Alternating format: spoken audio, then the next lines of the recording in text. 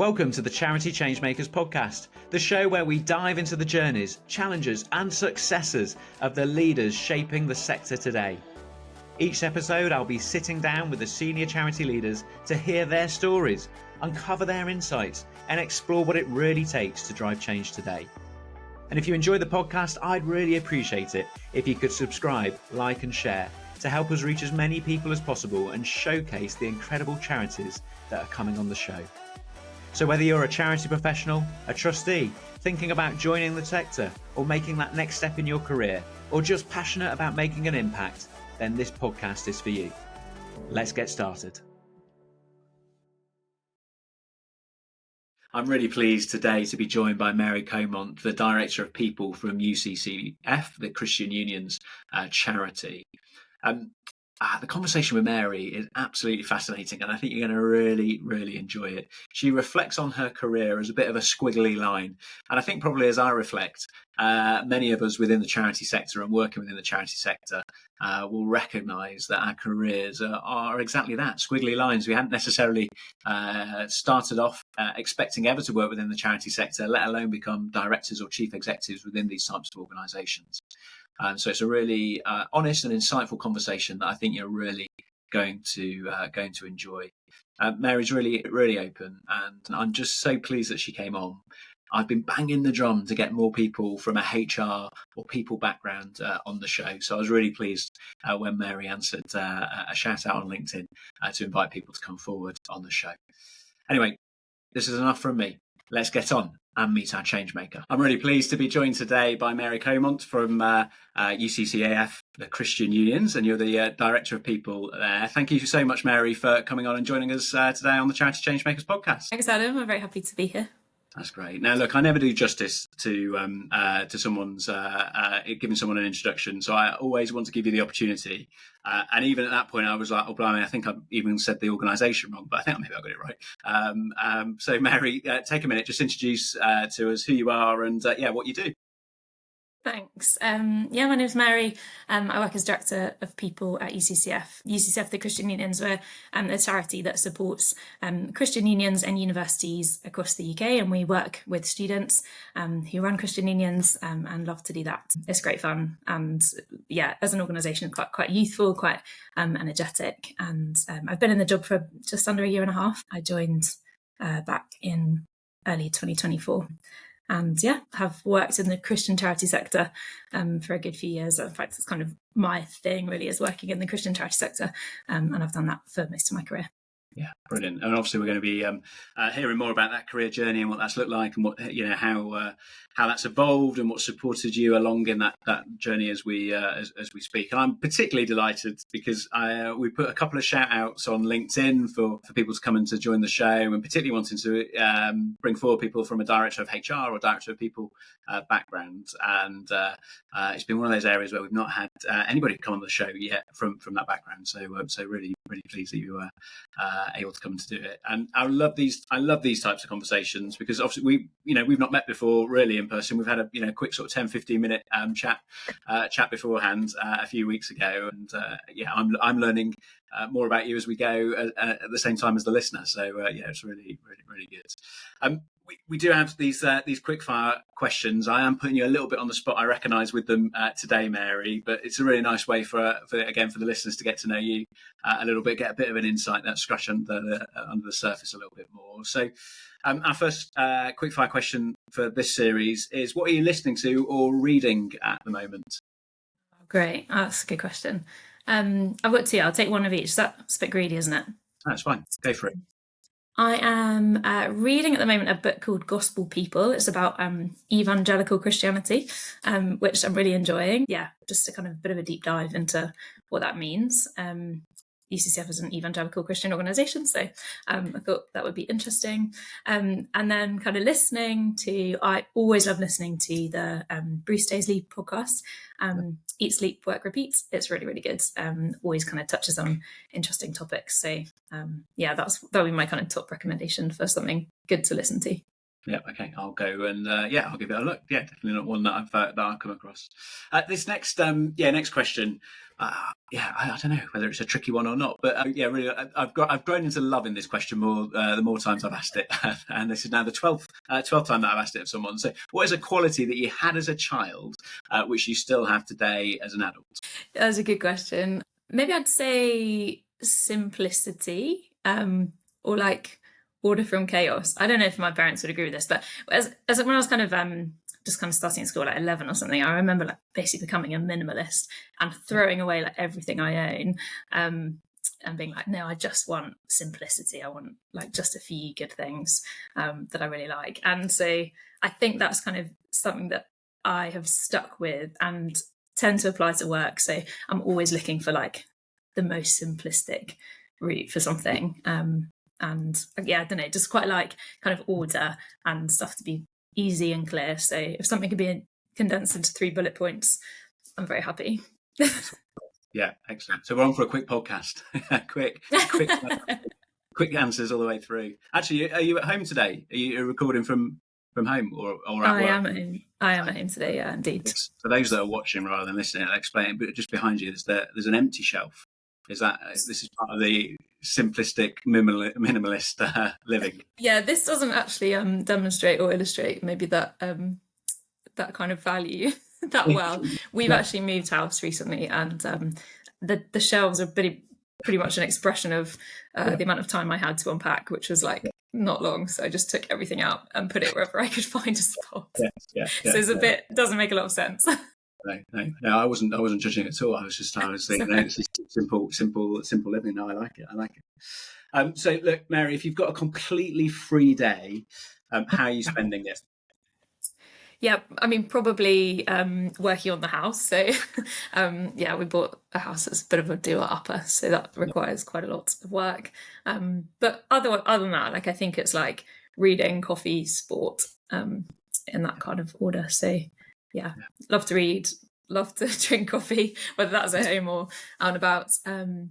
Or sport of some kind. So very much like love going for runs or playing team sports. I play hockey, and I think having a sort of competitive outlet in a team sport environment on a field is it's very healthy. So yeah, that's one of my favourite things to do. Yeah, brilliant. No, that's great. Lovely. Well, thank you for those insights. That's really great. Lovely for people to get to know you a little bit better.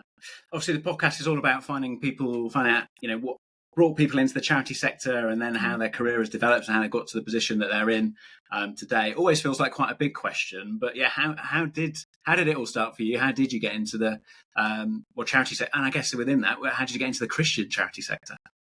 Yeah, well, how long have we got? I'll try and be condensed and short and sweet. Having said I like simplicity, I bet I'm going to ramble for ages now, but bear with me. I started kind of getting involved in a Christian charity when I was a teenager. So my parents had been involved with a sailing charity back when they were kind of young adults. And then my elder sibling got involved, and then I got involved as a teenager, going sailing and just enjoying what the charity had to offer. It's kind of youth work and personal and spiritual development at sea. That's a charity called Morning Star Trust, and they're still running. And then effectively, I went and worked for them for a year after school. I did like a volunteer gap year they ran at the time. And yeah, I loved it. Loved working with young people. I loved seeing those young people kind of go on a journey, and really developing over the time that we spent with them. And just found that working with people was really enjoyable. So enjoyed that work a lot. And then at the end of that year, I was invited to join the board of trustees for that charity, which I think was probably a bit of a risk take for the board. I think I was a bit of an unknown entity in terms of they knew me well, but they had not had anyone like me on the board, I think, before. The board was generally some older men who'd been involved in the sailing world. I want to say women, but not very many. And and then there was me, like 19, 20 years old, like, hi, asking lots of questions and very enthusiastic, but also with a lot to learn. So that's kind of how I got into it, first of all. Yeah, absolutely. And I guess that exposure as a teenager, early teenagers to the volunteering, and then leading to being a volunteer on the board of trustees. Just opportunities that just, I guess, that were just there and just arose. And I mean, I guess it would have been easy to say no to being invited to be on the board at 19. But I guess if I'm going to put words in your mouth, but I guess it's a bit of I would have, if I'd been asked at that age, I guess there would have been a bit of naivety in that sort of, yeah, sure, yeah, why not type response. Was it a bit like that? Yeah, I think that's probably fair. I probably wasn't entirely sure what I was getting myself into. My dad actually is someone I look up to a lot, and he really encouraged me to do, there's like a kind of training day. In fact, it was run through what is now BAYES, the charity for the Centre for Charity Effectiveness, I think, the CCE at BAYES. They ran a sort of training day for trustees and what it actually meant to do that. So my dad encouraged me to go and do that. So I did, and I kind of was like, oh, okay, there's actually, I could be really impactful in this job. This volunteer role, loved doing that, and getting to see the kind of other side of things. I think it's really interesting when you're involved in a charity or an organisation. You see things as the user or as the volunteer or staff member, and you see it kind of through your own perspective, and that's maybe a particular view. And there's something about being in that charity trustee role that enables you to step back and zoom out and see the bigger picture. And I really liked getting to do that. And I think that for me was just very eye-opening in terms of, actually I enjoy seeing that big picture, and then thinking about how does that apply to those different kind of individual contexts that people are working in or engaging with the organisation in. So and from a employment point of view, so you've done gap year, 18 to 19, and then ended up in a trustee role. What came next? I went to university. I studied geography and French and did a year abroad as part of that, and kind of thought that maybe I'd go into energy or something and go and work in France, and I don't know, maybe do like renewable energy. But that didn't come about. I left uni, and I started applying for jobs and internships, and I ended up getting an internship at Tearfund from there to do fundraising. So I was working as part of their partnerships team, so major donors and trusts, and basically doing kind of report writing and kind of small events for corporate partners. We were trying to develop something at that time for corporate partners, and so I got to help on that. And I found that so insightful, and I think for me that was such a great foundation for what it meant to work in the charity sector, to do something that felt really close to my values. As a Christian, I'd been studying geography and the environment and wanted to do something that was quite holistic, and so that sense of like international development work, but also with the faith element, and faith foundation was really meaningful to me in terms of my day-to-day, and just set me up with a great foundation really for working in the Christian charity sector going forward. And within that, coming out of university and applying for role, were you applying for like say energy things in France, other charity? Things outside in corporate setting? Were you just applying for lots of things, and it obviously the Tearfund was the one that landed? Yeah, I did apply for a few things. I remember I was applying. I remember going and doing the kind of graduate scheme application for L'Oreal, because I like a cosmetic as much as the next person. I thought, that'd be fun, and I was going through the process, and I remember thinking, this just doesn't. I don't think I care that much about selling cosmetics. I like the cosmetic as much as the next person, but I don't think I want to spend my time and give my life to doing that.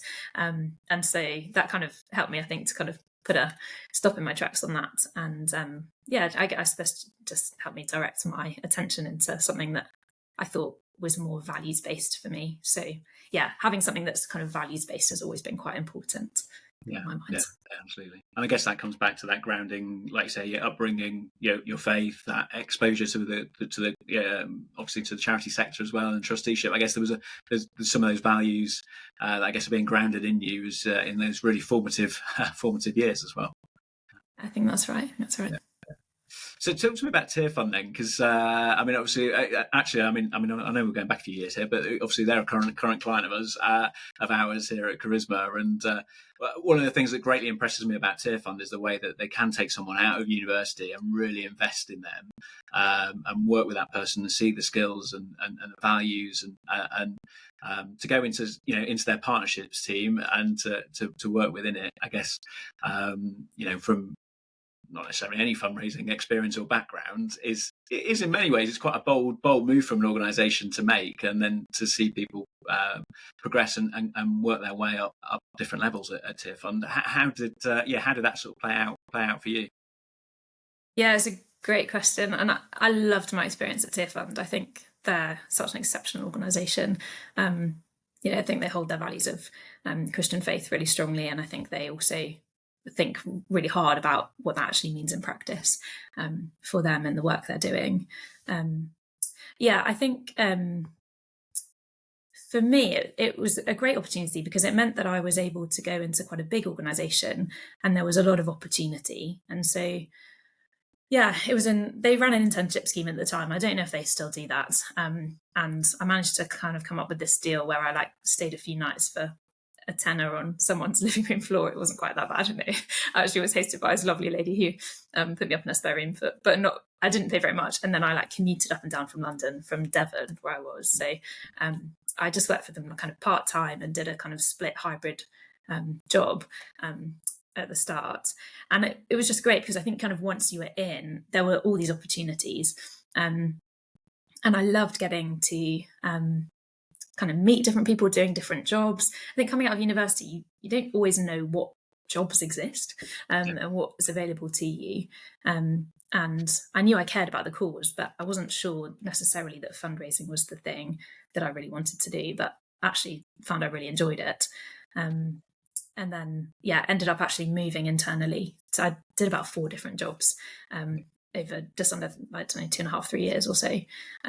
So there was a lot of opportunity to change and switch. And I don't think that was frowned upon really in Tearfund. It wasn't like, oh goodness, now you've moved and we've got to recruit again. People were like, fantastic, go for this, do this, take this opportunity. And I think as an organisation, because they do have quite a lot of interest, they have people coming through, you can kind of manage that. I'm sure that reaches the point where that's unsustainable, but actually bringing people in who care about what Tearfund is doing, and then being able to kind of upskill those people and give them broad experience, I think was really effective.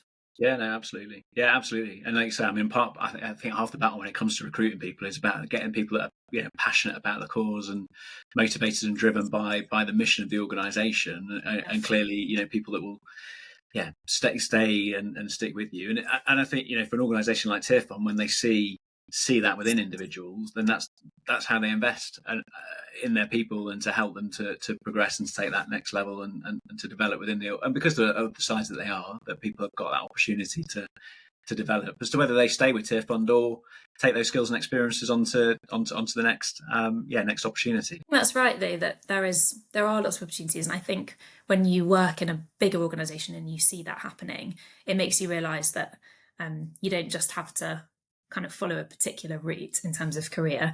A resource I actually really love, I should have mentioned in the podcast, but actually is a podcast called Squiggly Careers. Right. I don't know if you've come across it, but they talk a bit about kind of stepping away from the career ladder and much more of career as a squiggly thing. So a squiggly line, as it were. And I found that really helpful in thinking, actually, you can take experience you've gained and learned over here and apply it to something over here. And a fulfilling career doesn't necessarily look like climbing the ladder always. It might look like sidestepping and switching into something different, but taking the experience and skills that you've learned in that other context and being able to enrich that other context with it. And that's, I can tell you more about that later, but that's something I've definitely learned, I think, and valued. Yeah. And was the exposure into HR at Tearfund? Because obviously I'm thinking about that squiggly line for you and where you are now. No, that didn't come for some time, but it was so it came later in another job, and then I had some exposure to HR, thought it was really interesting, got interested in law, realised I probably wasn't clever enough to do law, and then ended up applying for an HR job, and kind of someone at the right time believing in me. And I think, again, that's been a particular something I guess I've noted in a number of different opportunities I've been given has been effectively someone's believed in me and given me an opportunity, and I've grabbed hold of it. And I think so. Yeah, the HR thing kind of came later. Yeah, indeed. I think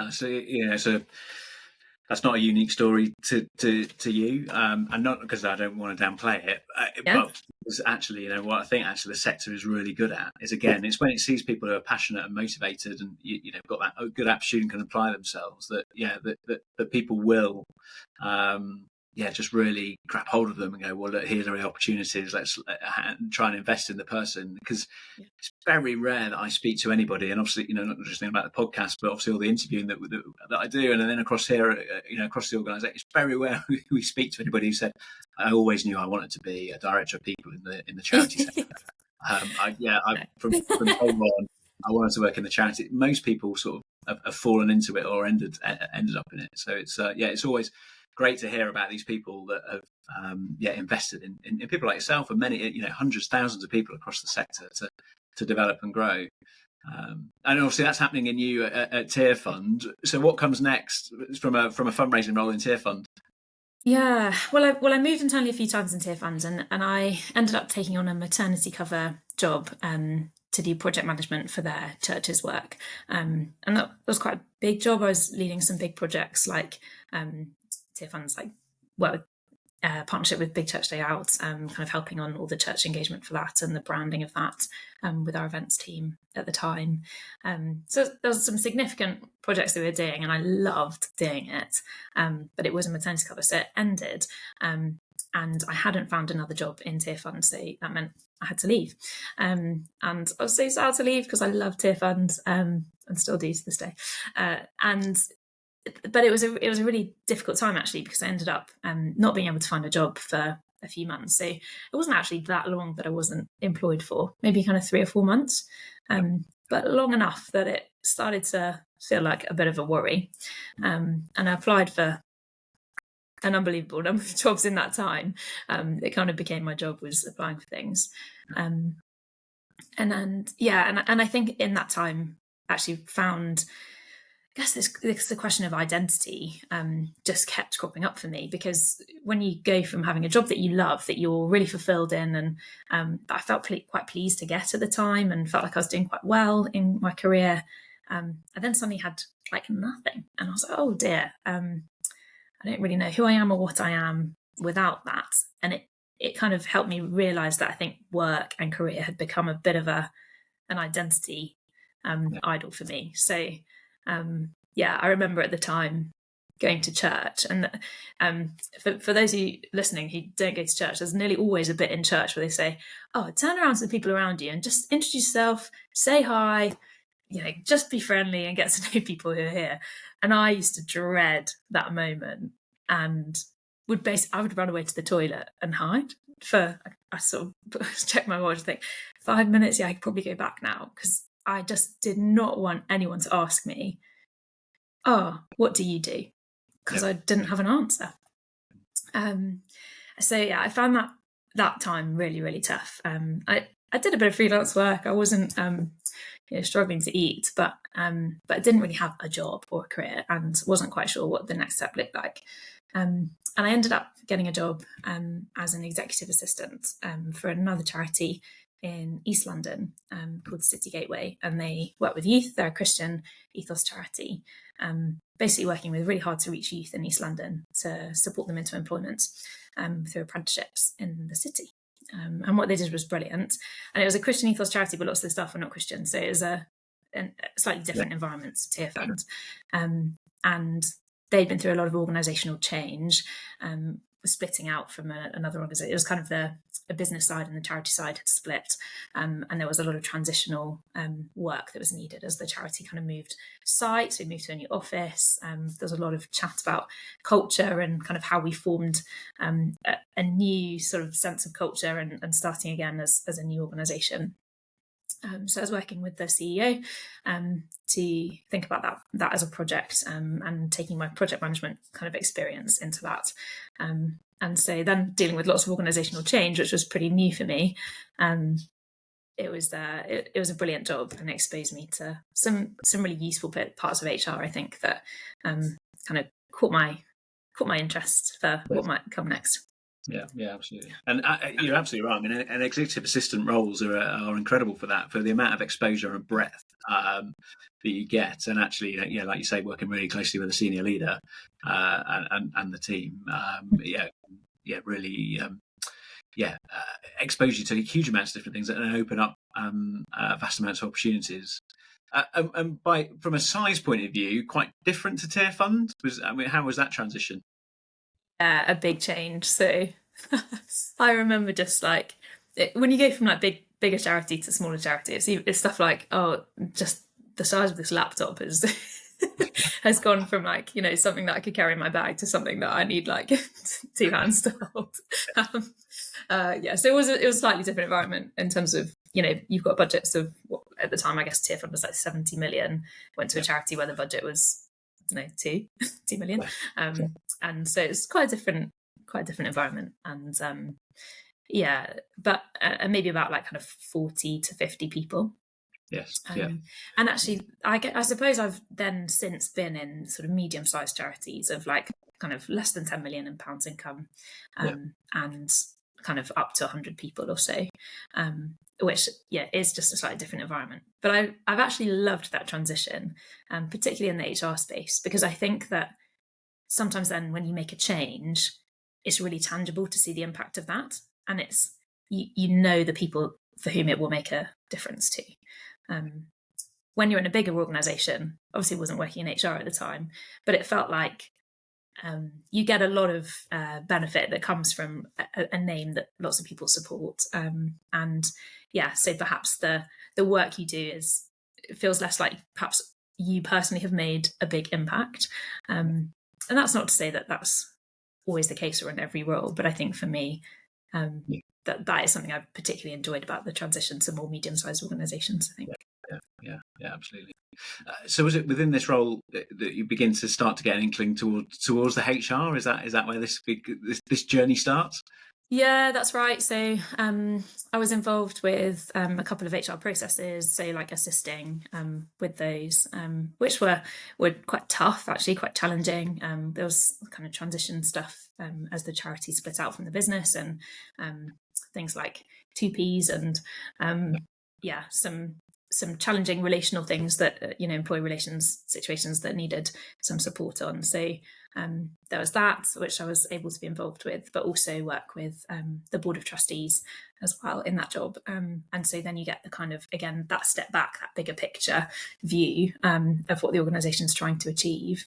And so working closely with them was also just gave me quite a good insight into organisational change and organisational development, and what some of handling those processes mean. And I suppose also like a really good insight into, and probably for the first time, into like, okay, here's a small leadership team looking to achieve some really key strategic goals over a period of time, and then kind of working with the exec team and then the board of trustees to kind of see how that they interacted on that, and the kind of questions that were being asked, and some of the goals that were put in place to make some of that a reality. I just found really exciting, and was like, oh yeah, I love being part of this. It's not just doing some good things, but also thinking with the CEO and his team about like actually how do you build a team as well to deliver that was fascinating. Yes, yeah. So some of those foundations to the HR world, personnel, like say, employee relations.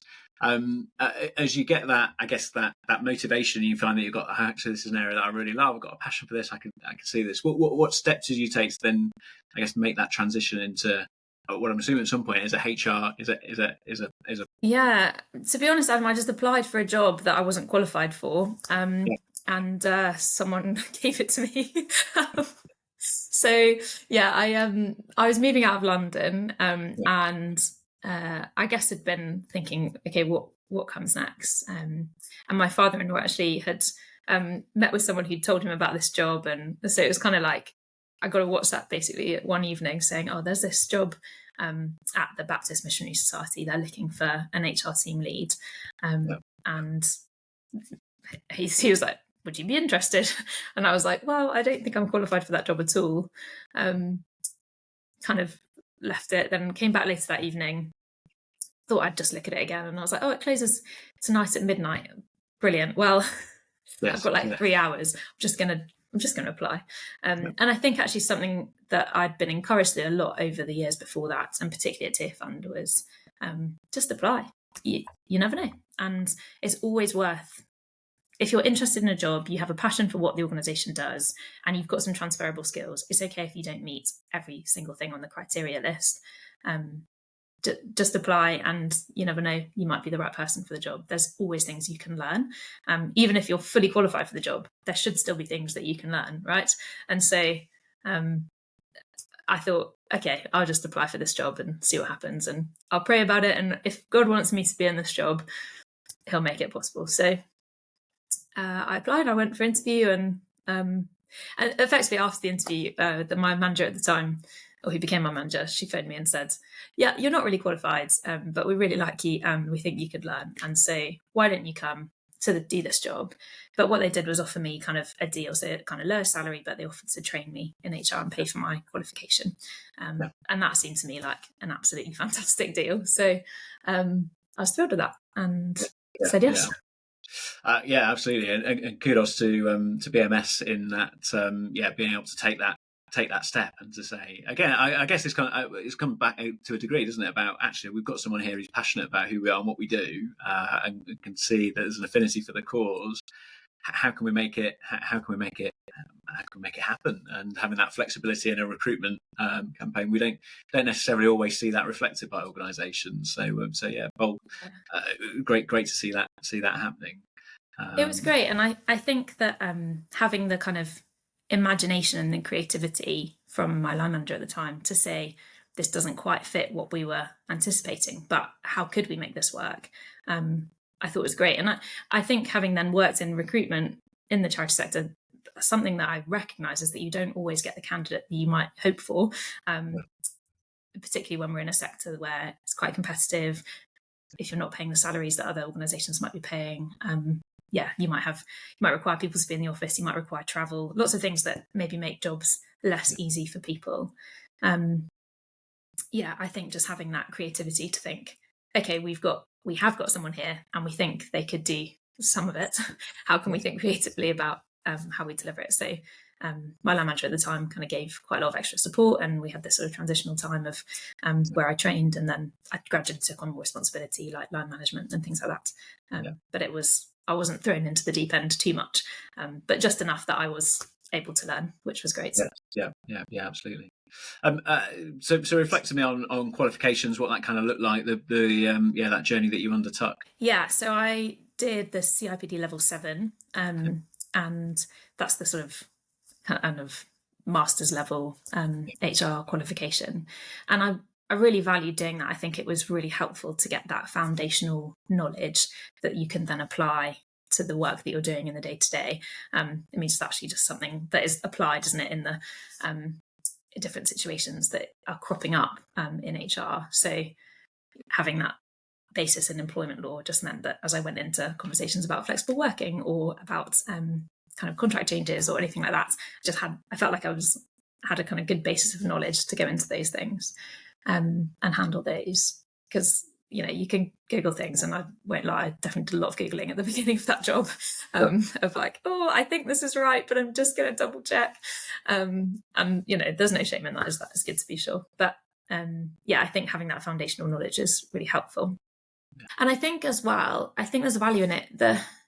Something I've reflected on a lot is a shift in the charity sector overall, and particularly the Christian charity sector, in that we haven't always seen HR as a profession really valued. I think maybe it's been kind of an add-on or seen as an administrative function, or kind of sort of swept up into a wider finance operations kind of job.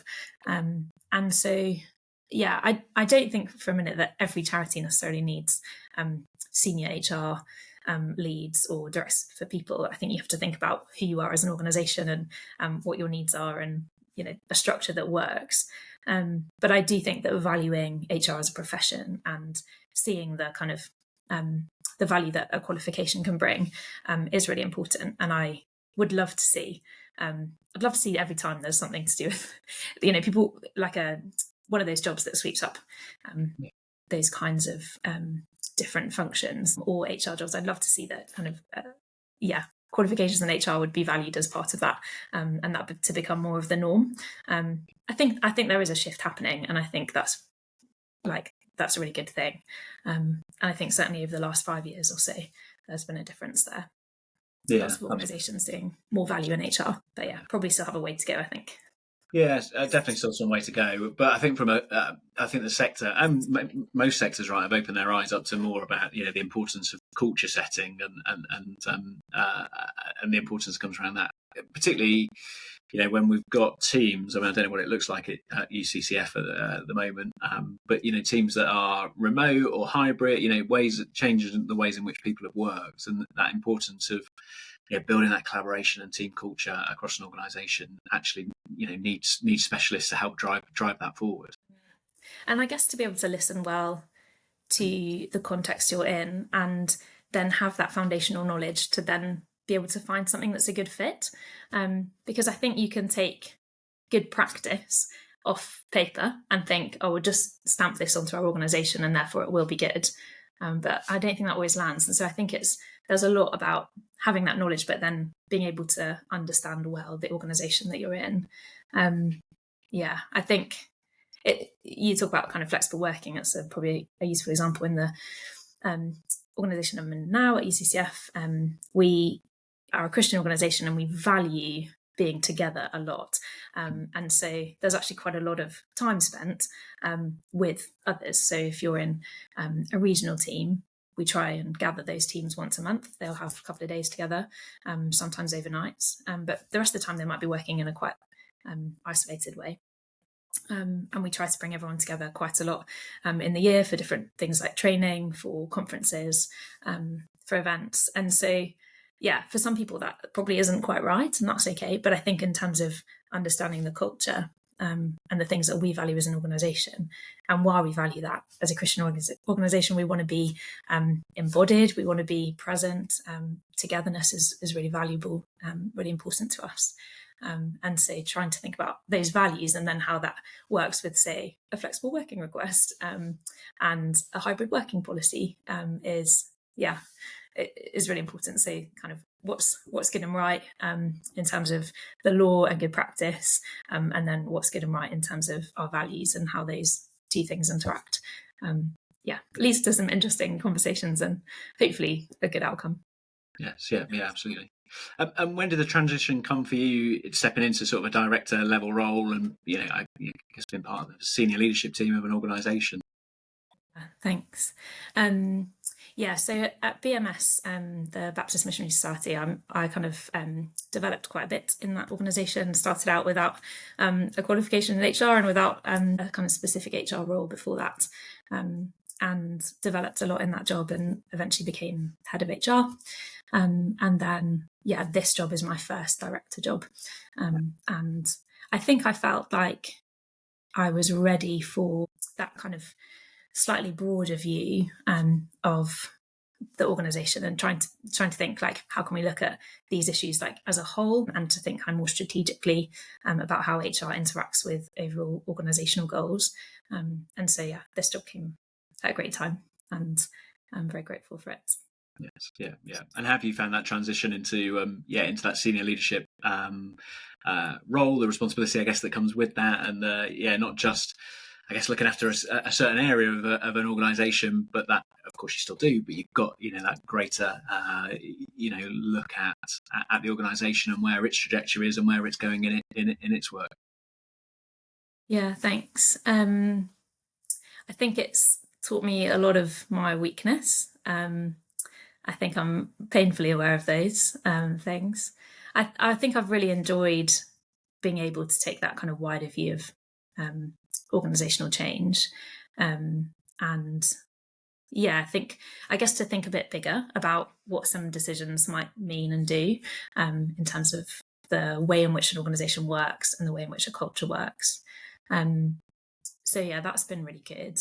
I think leadership is hard. And I was reflecting to a friend recently that I think when I was in my kind of head of HR role, I'd have looked at some of the directors that I worked with, and definitely grateful for them, but would have thought like, they just they spend all their time in meetings, and they're not very present, and that would have been probably the criticism I'd have thrown at them. And maybe would have felt like perhaps not as prioritized as an individual as I'd have liked. And I think now, kind of seeing it from the other side, I'd have a lot more grace for them, and so that's something I've had to I guess like pray for some forgiveness for, I think. But I think having grace for people in leadership is something that I would have more readily now. I think it's just a sacrifice, isn't it? That you don't really switch off from it. You probably go to bed thinking about the people who your work is impacting. You're feeling worried about decisions that are being made or not being made, and I guess kind of carrying some of the bigger question burdens that go on, and wanting to steward that organisation and the resources that you have and the people that you have, and to do that well, and to do that in for me, in a way that honours God, in a way that honours those people, in a way that honours our supporters as a charity. We're not islands. We're kind of working together with our supporters, and it's important that even in kind of my kind of job, I'm thinking about them as well. So it's a bit of a burden at times, but it's one that I'm very grateful for. But leadership is hard, and I think there would be lots of people, I think, who it just wouldn't suit. And I suppose I have days where I think, this is fine and I can carry this and it's all right. Try not to take things too personally. But I think there are also hard days where you think, why am I doing this? I don't know. I've put myself in this position, and it's not that fun. But it's I think when you have that kind of, as we were saying earlier, that real vision for and sense of meaning in terms of what you're doing, it's worth it. Yeah, absolutely. And I'm always interested in those moments, like you say, where there's a challenge, or is that, got to do this again, or here we go again, or blimey, why am I here? Where do you turn to for support? Because you can't often, we'll hear people say actually it can be quite lonely in a leadership position. Because you've talked about mentors and qualifications and training. What is it that where can you turn for support and help in those moments? Thanks. I mean, first and foremost, as a Christian, I'll always turn to the Lord.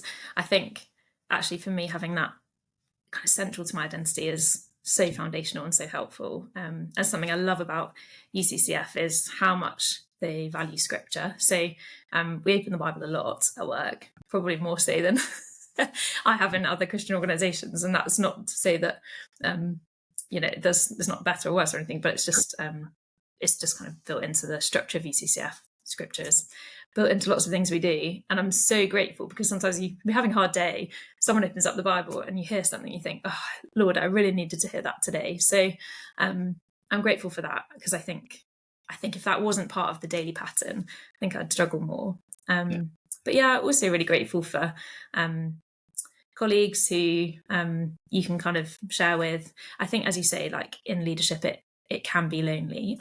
I've got a fantastic team. I'm really grateful to them, and so able to share with them some things, but maybe wouldn't share everything. So I think it's important then to have peers as well. Grateful for a good team of other directors to share with. And then I think kind of friends and mentors and people that you pick up from church community, from previous jobs, who you've been through different things with and can say, oh, this has been a bit tough. Also really valuable. So a few different places, I think. Yeah, indeed. Yeah, having that network, you're right. It's that peer-to-peer, colleagues or people in like-minded organisations, or people that you've worked with. Obviously, trusted friends are really important, aren't they? I think in those moments. Earlier in the conversation, you talked about this squiggly line career, and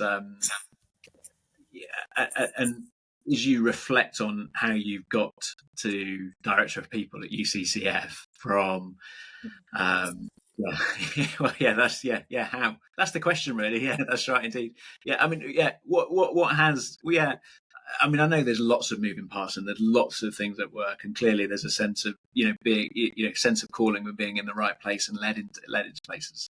But yeah, what are some of those elements that you think that have come together to help support you in your career, or I guess the mindset that you've had to have in those moments? That's a great question. I remember in that time when I didn't have a job, chatting with a friend who still works at Tearfund actually, and she said to me at the time, "Mary, you can do any job you want. Maybe not finance. You can do any job you want.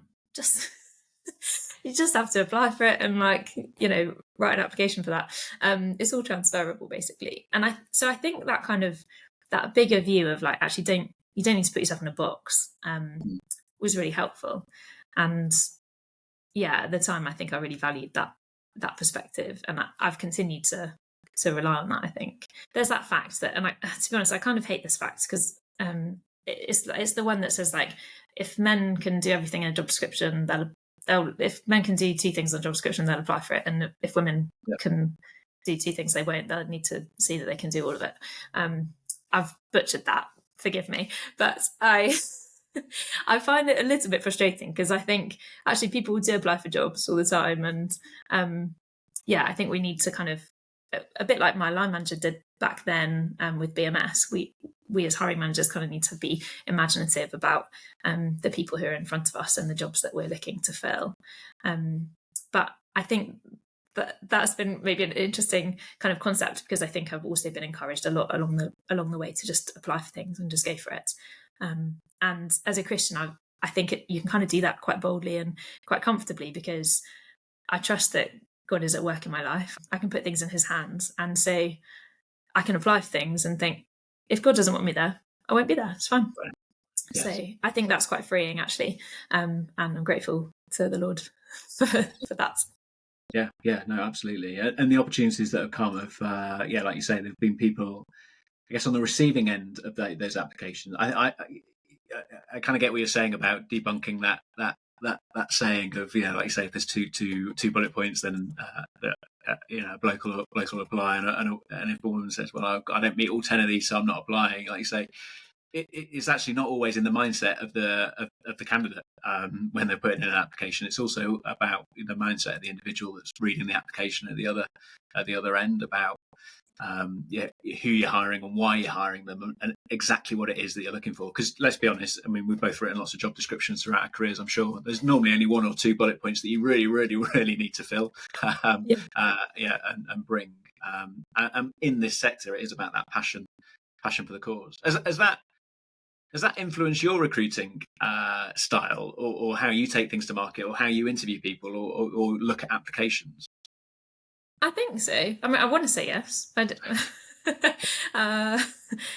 think so. And I think it's, I mean, the team I'm working with currently, they were already in post when I started. But I think it's been really cool to think with them about what could this team look like, and how do we get you to that point of where we'd like to be, if perhaps we've not necessarily got the job descriptions or the jobs in place that we would like in the ideal. So I think that's been quite helpful in terms of shaping my approach and my team now.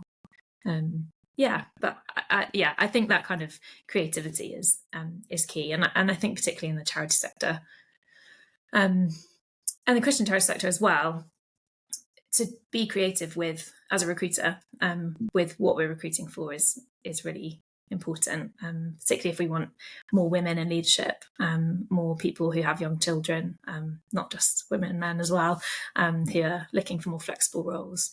How can we kind of think about our job design and the structures that we have in place that enable people to work and have opportunities? I think that's probably been also quite a significant factor for me, is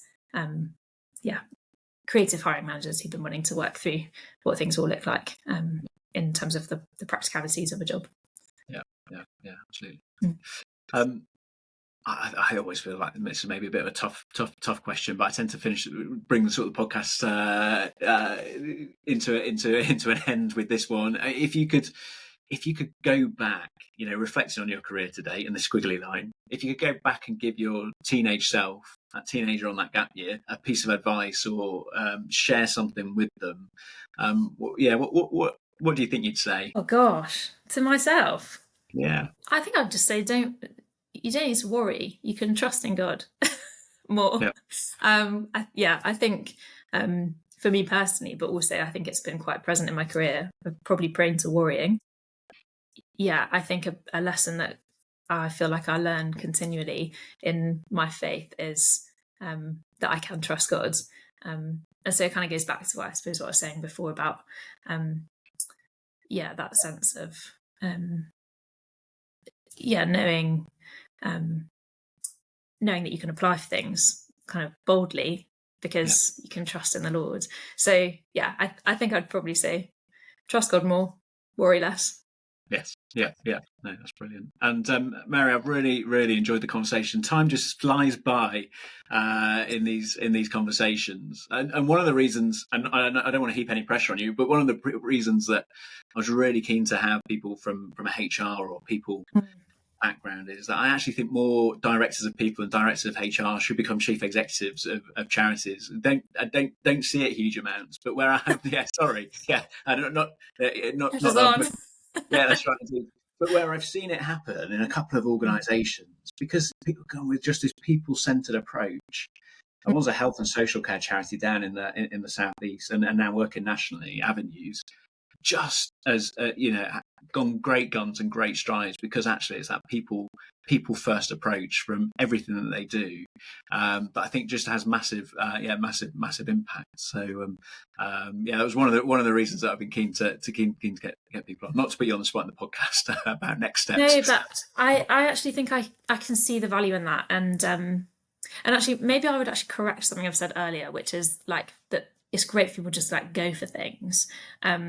But I guess a lesson I've learned in more senior leadership is that actually having a basis and having experience and having some knowledge is really valuable, because often there isn't time to just be like, I have to prep or learn or kind of plan for this thing. You are often just working from a place of, okay, I'm relying on the experience that I have here.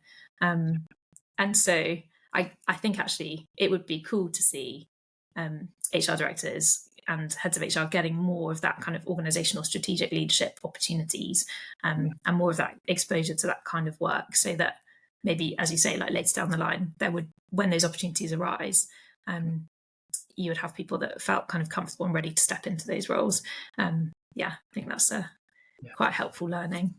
Is yes, like on one hand, apply for things and go for it and learn and grow. There's always learning to do, but also that foundational experience does actually really matter when it comes to doing the job. Yeah, indeed. And that experience comes as you move your way through your career, right? That's just naturally what happens to people. So yeah, great. Mary, it's like I say, it's been great to have you on the podcast. I will often think with these things I should invite people back on in a couple of years' time just to see how things have progressed. But we'll keep an eye. If you're happy that we sort of tag you on LinkedIn in case people have got questions or anything they want to fire. That would be absolutely fine. Thanks, Adam. Great. Well, again, Mary, thank you so much for coming on, and look forward to catching up again soon. Thank you. Thanks for tuning in to this episode of the Charity Changemakers Podcast. I hope you've been inspired by the incredible work being done across the charity sector. And this episode is proudly brought to you by my business, Charisma Charity Recruitment. We are passionate about delivering top-tier recruitment services to the charity sector that we care so much about. If your organisation is looking for expert support, then we'd love to help. Please do get in touch today. If you've enjoyed today's conversation, please leave a review, and don't forget to subscribe, like and share, because it helps us reach more people and showcase the amazing charities that come on the show. And for more episodes, please visit our website, charismarecruitment.co.uk. So until next time, keep change making.